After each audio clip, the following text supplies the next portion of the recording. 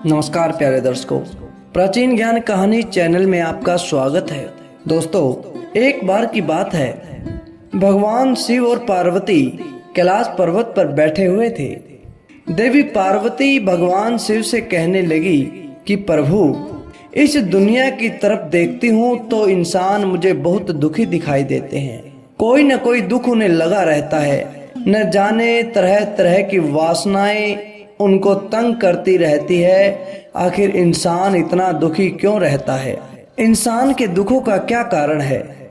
जब इतनी बात भगवान शिव ने सुनी तो कहने लगे कि देवी पार्वती, आज मैं आपको ऐसी कहानी सुनाने जा रहा हूँ, अगर तुम उसको ध्यान से सुनोगी तो समझ में आ जाएगा कि इंसान दुखी क्यों रहता है, आखिर इंसान के दुखों का क्या कारण है। भगवान शिव इतना कहते हुए वो कथा सुनाने लगे। कहने लगे कि एक बार की बात है, किसी नगर में एक राजा रहा करता था। उसे मूर्ति कला बहुत प्रिय थी। मूर्तियों की खोज में वो विदेशों में जाया करता था और वहां से तरह तरह की मूर्तियां लेकर आया करता था। जो भी मूर्ति उसे पसंद आती थी उसे अपने राजमहल में लाकर रख लेता था। खुद उनकी देखरेख करता था। उन मूर्तियों की सेवा में, उन मूर्तियों की सफाई के लिए तरह तरह की नौकर लगाता था, उनके लिए सेवादार लगाता था। यूं तो उसके महल में बहुत सारी मूर्तियां थी, किंतु उन सभी मूर्तियों में उन्हें 3 मूर्तियां जान से भी ज्यादा प्यारी थी। उन 3 मूर्तियों को देखकर वह हमेशा खुश रहा करता था। सभी को पता था कि इन 3 मूर्तियों के साथ राजा को बहुत लगाव है। एक दिन की बात है, जब एक सेवक इन मूर्तियों की साफ सफाई कर रहा था, तब गलती से उसके हाथ से उन 3 मूर्तियों में से एक मूर्ति टूट जाती है। उसे पता था कि एक मूर्ति टूट गई, अब तो उसकी जान पर बनाएगी, क्योंकि राजा को वो मूर्ति बड़ी ही प्रिय है। जब राजा को यह बात पता चली तो उन्हें बहुत क्रोध आया, गुस्से में आग बबूला हो गए। तुरंत वहां आकर उसने सेवक को मृत्यु दंड दे दिया।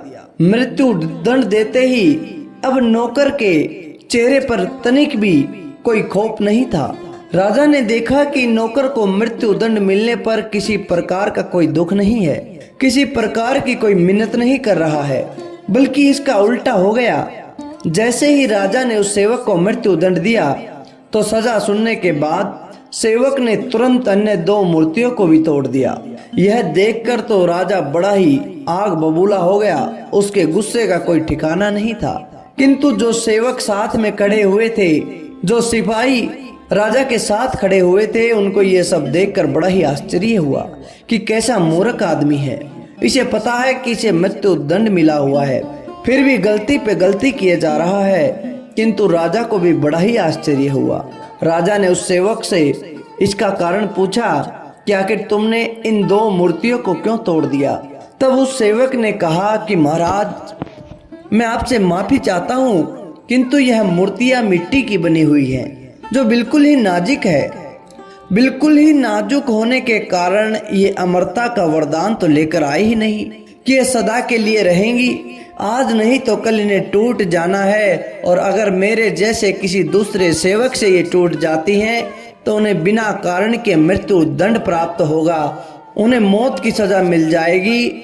मुझे तो मृत्यु दंड मिल ही चुका है, इसलिए मैंने इन 2 मूर्तियों को तोड़कर उन 2 व्यक्तियों की जान बचा ली। भगवान शिव देवी पार्वती को समझाते हुए कहते हैं कि देवी पार्वती, यह सुनकर राजा की आंखें खुल गई। राजा तो बड़ा हैरान हो गया। उसे अपनी गलती का एहसास हो गया और उस सेवक को सजा से मुक्त कर दिया। सेवक ने उन्हें सांसों का मूल्य सिखा दिया, साथ में सिखा दिया कि न्यायाधीश के आसन पर बैठकर अपने निजी प्रेम के चलते छोटे से अपराध के लिए मृत्यु दंड देना उस आसन का अपमान है। एक उच्च पद पर बैठकर हमेशा उसका आदर करना चाहिए, चाहे राजा हो या कोई और। उसे न्याय करने के लिए चुना गया है तो न्याय के महत्व को समझना चाहिए। मूर्तियों को राजा से बड़ा प्रेम था, लेकिन उनके लिए सेवक को मृत्यु दंड देना ये न्याय के विरुद्ध था। न्याय की कुर्सी पर बैठकर किसी को भी अपनी भावनाओं से दूर हटकर फैसला देना चाहिए। राजा को समझ में आ गया कि मुझसे तो कई गुना अच्छा यह सेवक है, जो मौत के इतना करीब होते हुए भी परमार्थ की सोच रहा है, दूसरों के भले की सोच रहा है। किंतु राजा ने उस सेवक से पूछा कि अकारण मृत्यु को पाकर भी तुमने ईश्वर को नहीं कोसा, तुमने कोई मिन्नत नहीं मांगी, तुमने अपनी जान की भीख भी नहीं मांगी, तुम निडर रहे, निर्भय रहे, बड़े ही संयमी रहे और बड़े ही शांत रहे। आखिर इसका कारण क्या है? यह सब तुम्हारे अंदर कहां से आया और कैसे आया? सेवक ने राजा की बात सुनी तो कहने लगा कि राजन, यह तो बड़ी लंबी कहानी है, कोई बात नहीं, फिर भी मैं आपको इसे सुनाना चाहूंगा। सेवक कहने लगा कि राजन, इस राजमहल में काम करने से पहले मैं एक अमीर सेठ के घर पर नौकरी किया करता था। मेरा सेठ मुझसे बहुत खुश रहता था, कभी किसी काम में मैंने शिकायत नहीं आने दी। लेकिन जब भी उसे कोई कटु अनुभव होता तो वह परमात्मा को बहुत गालियां देता था। राजन, एक दिन की बात है, मैं सेठ जी के साथ बैठा हुआ था। सेठ जी खाना खा रहे थे, मैं उन्हें खाना खिला रहा था और सेठ जी खाने में साथ में सलाद लिए हुए थे और सलाद ककड़ी का था और संयोग से वह ककड़ी भी कड़वी थी। सेठ ने जैसे ही उस ककड़ी को खाया तो मुंह बना लिया और वो सारी ककड़ी मुझे दे दी। जब सेठ ने वो सारी ककड़ी मुझे दे दी तो मैंने बड़े चाव से उसे खाया, जैसे कि वो बहुत स्वादिष्ट भोजन हो। मैंने इस तरीके से खाया कि वह बहुत मीठी हो, मुझे तो कोई मिठाई मिल गई हो। मैं परमात्मा ने इतनी सुख सुविधाएं दी हैं, इतने ऐशो आराम दिए हैं, और कभी कोई दुख दे देता है तो उसे भी सहज भाव से स्वीकार करना चाहिए, उसे भी सहज भाव से अपना लेना चाहिए, क्योंकि देने वाला वही है। वह तब से इतना सुख दे रहा था, आज थोड़ा सा दुख दे दिया तो क्या हुआ? कभी कोई कटु अनुदान भी दे तो उसकी सद्भावना पर संदेह नहीं करना चाहिए, कभी दुख दे तो उस पर संदेह नहीं करना चाहिए कि परमात्मा ही नहीं, परमात्मा को गाली देना शुरू नहीं कर देना चाहिए। जन्म, जीवन यापन, यह जीवन और मृत्यु सब उस परमात्मा की देन है। जब जन्म देने वाला परमात्मा है तो मौत देने वाला भी परमात्मा है। जन्म लेते वक्त इतनी खुशियां हुई, आज मौत के समय दुख क्यों मनाना? क्योंकि जन्म भी उसने दिया और मौत भी उसने दिया।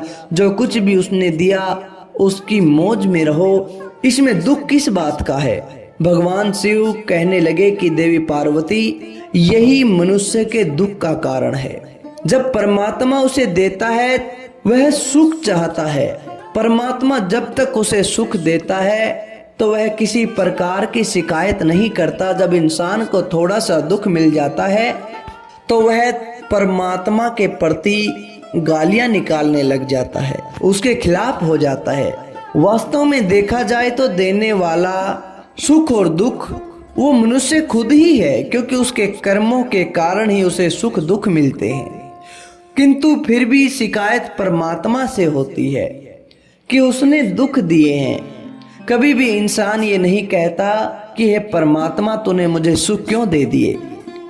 हमेशा दुख का रोना रोता रहता है और इसी कारण से इंसान दुखी रहता है। प्यारे दर्शकों, असल में यदि हम जीवन जीना चाहते हैं, हमें हमेशा परमात्मा की मौज में रहना चाहिए। हम समझ सके तो जीवन में कुछ भी हो सकता है, सब ईश्वर की कृपा है। जो ईश्वर करता है अच्छे के लिए करता है। यदि सुख दुख को ईश्वर का प्रसाद समझकर संयम से ग्रहण करें तो हर समय परमार्थ का चिंतन करें तो इंसान को कभी भी दुख नहीं होता, इंसान कभी भी चिंता में नहीं पड़ सकता, इंसान कभी दुखी नहीं हो सकता। यही वास्तव में मूल मंत्र है। हमारे साथ जो कुछ भी होता है उसे परमात्मा का प्रसाद समझ के जीवन में ग्रहण कर लेना चाहिए। तो प्यारे दर्शकों, कैसी लगी आपको यह आज की कहानी? अच्छी लगी तो लाइक करें, शेयर करें और कमेंट करके हमें ज़रूर बताएं। धन्यवाद दोस्तों।